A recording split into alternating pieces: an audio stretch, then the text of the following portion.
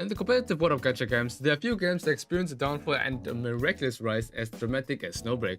Their revenue was way in the red for multiple months, but rather than surviving, they've put off one of the most insane comebacks in gacha history. But how did they do it? It's an interesting story, but we have to start at the beginning. Snowbreak, released on the 20th July 2023, is a tactical third-person shooter set in a sci-fi world, where the main focus lies in the serious and nuanced story and its characters, that are their own person with their own problems and are the main driving force of the story, while you, the player, are the background managing them. You control the girl, you run around in a blue and grey world, shoot some enemies in the face, using skills and ultimates to your advantage, and switching between different girls for different situations. It's quite unique in that sense and has a lot of potential, especially because they are 3D, and it's evident in its release revenue of 1 million, growing to 1.2 million by August in the mobile market. It looked like the game was going swimmingly, and players can expect a long and stable service and will be able to happily shoot enemies in the face, but then the revenue fell drastically. It fell from 1.2 million to 300,000 in a month, down to even 160,000. Of all off, they could nearly rival the Genshin boycott. I won't lie, it looked pretty bad. Support for end localization was cut, the comments were not particularly positive about the game, and the devs gave a notice to try better and listen to more player feedback. It all felt a little doomed. Something wrong must have happened in the game for such a huge drop, but nothing major actually happened. Actually, it's more of the opposite. The game was just a little boring and bland. The grey locations, the same old battle outfits, the stages, the story, the gunplay is actually pretty good, but it couldn't carry alone, just how Firefly can't carry without a raccoon. Just when you would believe that this game is just gonna be another one of those that would die out slow and quietly, something clicked. Not the head of an enemy, but an event. Their last shot, their Hail Mary, was a summer event. I gotta buy it! Huh? Yeah. Different from the scenery on the other side. Yeah. Location reached. Target acquired. Mouse here. A light chaser?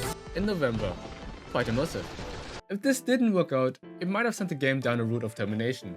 The event showed the girls in a much looser and revealing attire, like the ratio got flipped. The event story was much more lighthearted and the girls were brighter and happier. Less mentions of boring and serious world building, more romantic tension and harem building.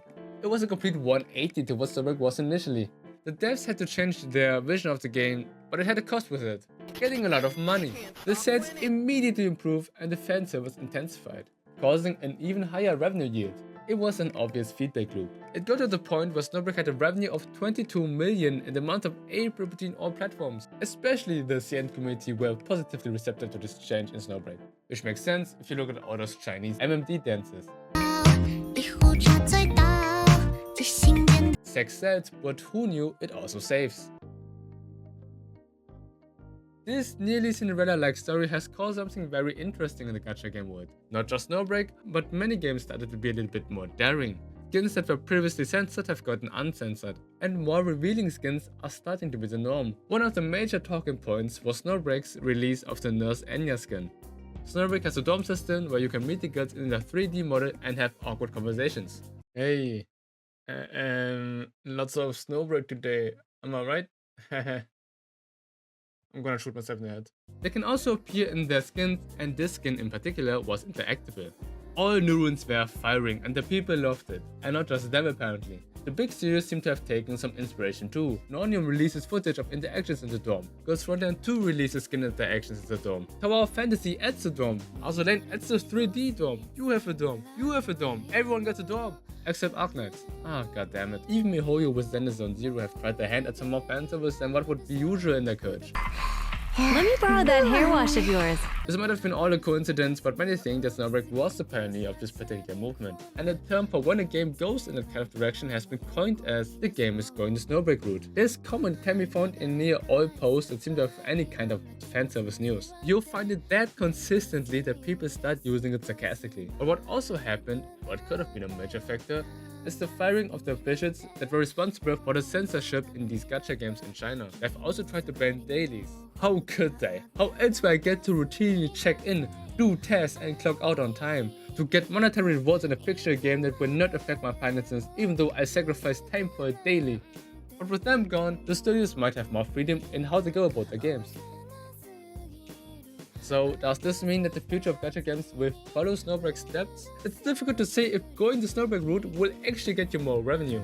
Yes, you might be able to get more revenue from the intended demographic, but you might lose out on other kinds of demographics. Genshin became successful because of the modest display of any kind of physical or unchased interaction. The market that they could advertise to is much wider than of usual gacha games, and being too trigger happy might make the game seem a bit of a sellout. People might focus more on the color of the bikini rather than story or the gameplay. Of course, you could also brand yourself as a more suggestive game like Nike, but the market will no doubt become quite a bit more saturated, and you have to either stand out in the colors of flash or other aspects of a game, like a good story, an amazing soundtrack, or an addicting gameplay loop. Time will tell how this will all turn out, but from what I have seen, the games all kind of try to one-up each other in snowbreaking, which leads to believe that at some point, restrictions will fall upon them again. And that did actually already happen. So in this case, it's still minor, and it didn't have anything to do with the officials since the end. So yeah, this was how Snowbreak, a game impeding on uncertain doom, made a miracle comeback and pioneered the Snowbreak route with the powers of lightly dressed girls with guns.